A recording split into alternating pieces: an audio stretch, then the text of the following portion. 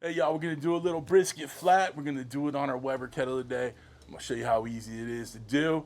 All right, we got about a 3-pound brisket. It's mostly flat, a little bit of point on there. Looks like the butcher just went, right down the middle. We got a little bit of that fat in there from that point, but we got a lot of flat, okay? So we're gonna doctor this up simply and smoothly like. We got some Wagyu tallow, the spray Wagyu tallow from South Chicago Packing Company that you see all over the net. We'll spray that all over the brisket. Get a nice coating of it so when we put that barbecue rub on there, it sticks to it. Starts helping build that nice bark that we're gonna form in that Weber Kettle, all right? So we're using Caribeque Big Beef and Bold today. And I'll put a link down below if you want to get yourself some. Guys, this is one of my favorite beef rubs you can get out there. And we just covered the brisket with it. All sides. It's a pretty healthy sized piece of meat, so we can handle a lot of seasoning. All right. Let it sit in the house for a little bit while we got our Weber Kettle fired up. Guys, we're using a little lump charcoal from Jealous Devil. Got our Slow N Sear in the kettle, so it helps it, cook slowly and perfectly. All right. We have water in the water trough already. Put the coals in. It's gonna burn from left to right. Got a few old coals in there from the last cook, but these Jealous Devil chunks, they really stand up to a long cook. Okay. Got our temp spike thermometer in there. All right. This is a Bluetooth thermometer, so we can check that stuff from in the house. Again, links down below if you want to grab yourself one. You don't. But I'm impressed with the way they work. So I use them on a lot of my cooks. All right, let's go ahead and get this thing fired up, get some smoke rolling. We're using whiskey barrel chunks, right? I think it provides such great flavor. It's gonna really add to the brisket, okay? We'll cook that brisket till it hits about 165, 170 internal. Kind of watch it for a little bit. Once we get to that point, if we have the bark that we want, that color, that dark mahogany, start building in there, we'll go ahead and wrap it. We're gonna wrap it in a little of that Wagyu tallow. We're gonna use some butcher paper and we'll get it back on, okay? Really simple, little time consuming, but hey, most briskets are. All right, guys, let's go ahead and get this thing going. Come on down. All right, guys, our coals have been burning for a while here. Let's go ahead and get them in. We're gonna shut the dampers down on these a little bit so it'll calm down the heat from it firing up. Let's go ahead and get our dripping griddle pan in there, just to catch all the goodness from the brisket. Get our grill grate on, get those wood chunks on. Move this one over a little bit so it doesn't catch right away. Shut that down. Go ahead and get that brisket on. This side has a big fat seam right there, so we're gonna put that towards the fire, towards the heat.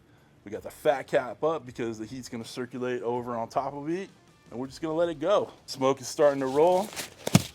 Those logs are starting to burn. We'll see you in a couple hours. All right, guys, we're an hour in. Brisket's looking nice. Bark is starting to form. I think in the next half hour or so, I'm gonna go ahead and do some spritzing. But we're looking good. We definitely have some great color going on this bad boy. All right, y'all, the tip spike is showing we're about 170 in there. Time to get this thing wrapped. We got some butcher paper, and we're gonna use that spray Wagyu tallow.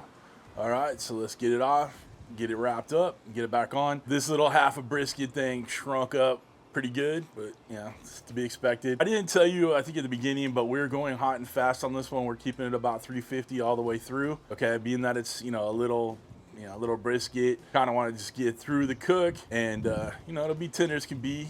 Gorgeous, good tasting, but we're gonna do it hot and fast. And honestly, that's the way I'd like to do most of my briskets, because I got a big old house full of people and they want to eat tonight, right? And as my wife says, no one likes midnight brisket. All right, let's go ahead and get this thing wrapped up and get it back on. Guys, we got a nice bark going on there. Looking good. Let's get this thing wrapped up.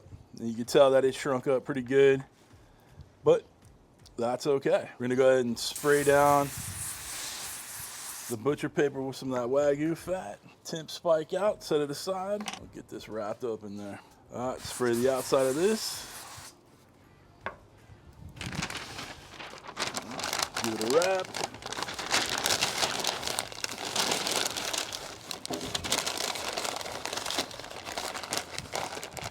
May have cut off a little too much paper on there, but that's okay. Get that temp spike back in.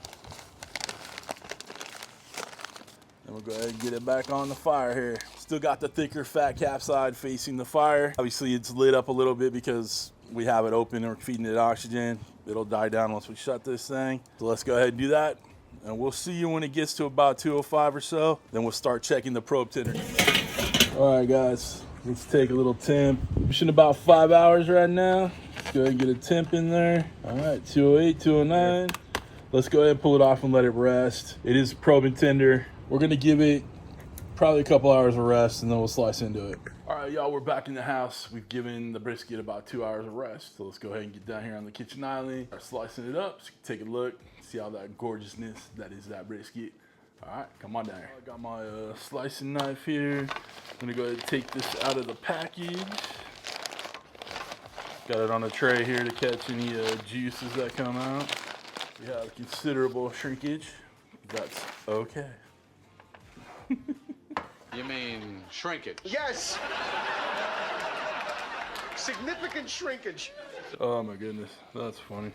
Okay, so we got the grains going like this way. I'm gonna cut perpendicular to them. Oh, look at that. Look at that smoke ring, looking gorgeous. We got a little point, we got a little flat here. Just gonna slice them up together. And as I get to the thicker part over here, I'll go ahead and do the little bend test. It's a little bit better looking. Right, there's a little close up for you. Some gorgeous color right there. You know it's gonna taste good. I mean, I can't really show the bend test all that well since it's kind of a small flat right there, but it's looking good. Pulling apart, got the point too. You know that's a good bite right there. All right, let's take a bite. Guys, like I said, we had some shrinkage. You know, sometimes shrinkage is unavoidable, but we got enough here for a good meal. It was only, like I said, it was less than 3 pound brisket, but I'm telling you, this is money in the bank right here. You know it's all about the point. Got good fatty bits in there.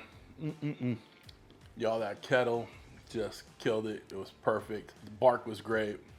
That beef big and bold by Caribeque, awesome. Throwing that Wagyu fat in there, you know, while we're getting that braise on, you know, definitely helps out that flavor. So I'll have links down below for that Caribeque and for that Wagyu fat, that tallow. All right, guys, perfect.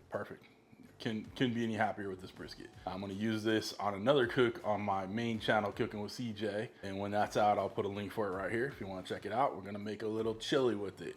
So a little smoked brisket chili. How could you go wrong? If you want to get anything I use in my video, like I said, links are all down below.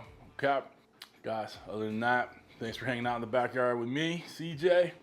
Cheers.